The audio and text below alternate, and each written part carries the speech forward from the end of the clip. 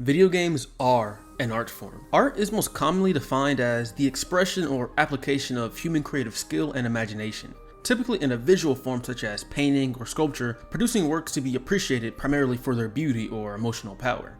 I would like to draw attention to the emotional power of this definition. In my hopefully not pretentious opinion, games are less so just devices for fun and amusement, but more so conduits for experiences. For example, let's take a game like Super Metroid. Is Super Metroid fun? Well, yeah, that goes without saying. It's one of the greatest games ever made. But outside the fun, what else is the game trying to convey to the player? What emotions are the players supposed to be feeling and experiencing while playing the game? Well, for that, I would say, isolation, melancholy, curiosity, and much, much more. The game conveys these to you through the music and the visuals, of course. And yeah, it's easy to say, yeah, right, visual and auditory, the games can be art, because those are already existing mediums of art. But then you run into the issue of, well, then what makes this medium any different from a movie or a show? And that is where we have to delve into what makes a video game a video game. That, my dear viewer, is the interactivity.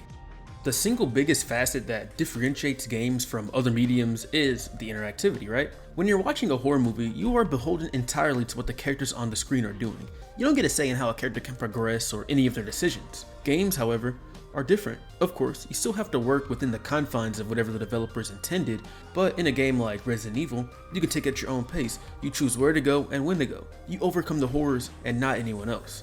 This level of immersion cannot be replicated in other mediums. This, without a doubt, includes gameplay mechanics. Resident Evil's limited inventory and item management puts you in the mindset of someone trying to scrape by in a hostile environment, barely being able to stay alive. In Devil May Cry, the mechanics put you in the mindset of being a slick devil hunter with a propensity for stylish action. In Sonic the Hedgehog, the rolling physics and speed reinforce that you are in fact playing as the fastest thing alive. The true artistry of games comes from the blending of all the elements I mentioned previously. The audio, visual, and interactivity of games is what makes them art and is what sets them apart from other media. One of my favorite moments of any game ever are the final moments of God of War 3. The culmination of everything Kratos has done so far, the trials, tribulations, betrayals, and his descent into villainy, all culminates in a one-on-one fight with the king of the gods, Zeus himself. At the end of this fight, Kratos, and by extension the player, are given the option to beat Zeus senseless, with the screen getting more and more red as you progress. But what the game doesn't tell you is that this part only ends when you release the button, so we, as Kratos, are given the full responsibility for when Kratos returns to his senses. This is not only a strong climactic moment for the story and Kratos' character arc, but it can also be seen as an extension of the player as well, because depending on how you feel about Zeus, depending on if you had a hard time with the game, and depending on what type of baggage you brought into the game and your interpretation of the story, you can mash the button for who knows how long. Regardless of how long you press that button though, that moment is something that no other medium can give to the player, melding together the story with gameplay in what I think is an extremely meaningful and impactful way. My reason for making this video is largely due to the remake culture we've been in, but also because to me it seems like not only do the developers not think of their own games as art, but the average gamer doesn't either. And I think that's a shame. It seems like every other day now, a new classic title is getting remade for modern audiences. Just a few days ago, we learned that Halo Combat Evolved is getting its own remake. And sure, graphically, the game looks pretty, but I'm still not convinced that it'll stand toe-to-toe with its original. Now, don't get me wrong, I don't think remakes as a concept are bad. Hell, one of my favorite games of all time is a remake. However, I have an issue with the way people view and perceive these remakes. It's not just a different take on an older title, no.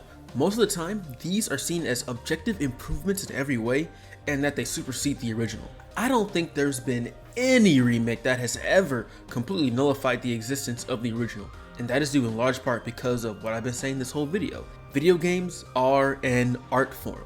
You can't just make a new shinier product and all of a sudden the original is like moot and valid. That doesn't even make any sense. Horror movies get remade all the time, but I don't think anyone has ever said to ignore the original Texas Chainsaw Massacre or Nightmare on Elm Street, and I don't think gaming should be any different.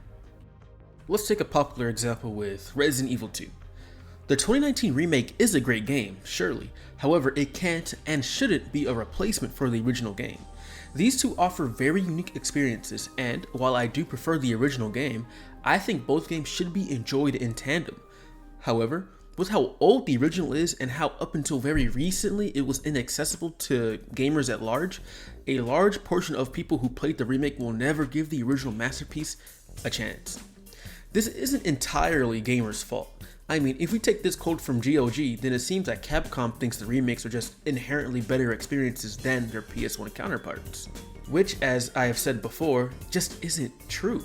Resident Evil 2 Original is a classic survival horror game with a fixed camera, and Resident Evil 2 2019 is a modern take on survival horror with an over-the-shoulder perspective. There is no universe where this game could replace the original, and not because one is inherently better than the other, but because the experiences they provide are so vastly different. Even to games that are very similar, such as Dead Space and its remake, you are still missing out on a pivotal gaming experience if you only play the remake. The topic of remakes is definitely something I would like to delve into deeper, but for now, I'll just leave it at this. Now, a question that might be posed is, why is it important for us to recognize games as art? Well, there are a few reasons. We all know that game preservation has become a serious issue, with countless titles locked to old hardware or storefronts that no longer exist.